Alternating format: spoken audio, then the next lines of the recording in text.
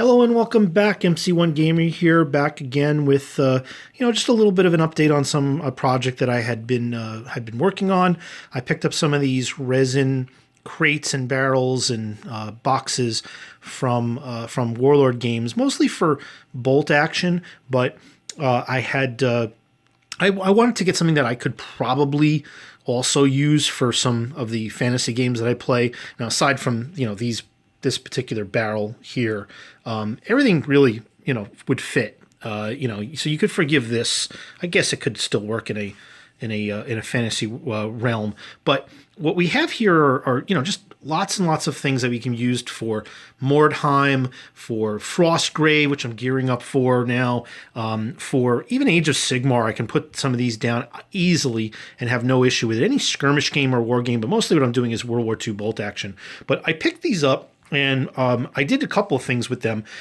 First of all, I used this rubber spray on the bottom. And the main reason is I didn't want to put these on bases because I wanted them to be, I didn't want to restrict how close they could be next to terrain.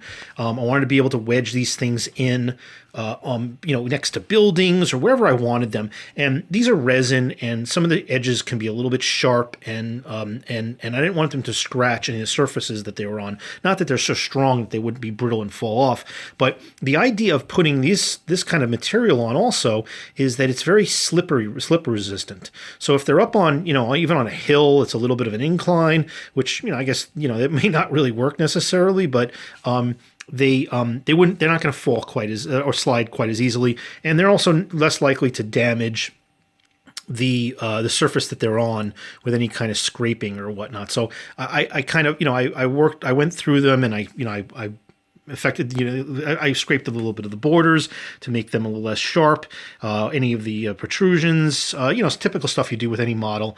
And then I sprayed them, before I primed them. I put them I underneath, and I made sure not to get any of that material on the sides. It was a very careful job, but I put, a coat, sometimes two. And this material, you can see, it's going to sit very comfortably on some of the playing boards, and, it'll really hug very well the surface for, say, the mouse pad type game mats that are out there now that I've fallen in love with as well.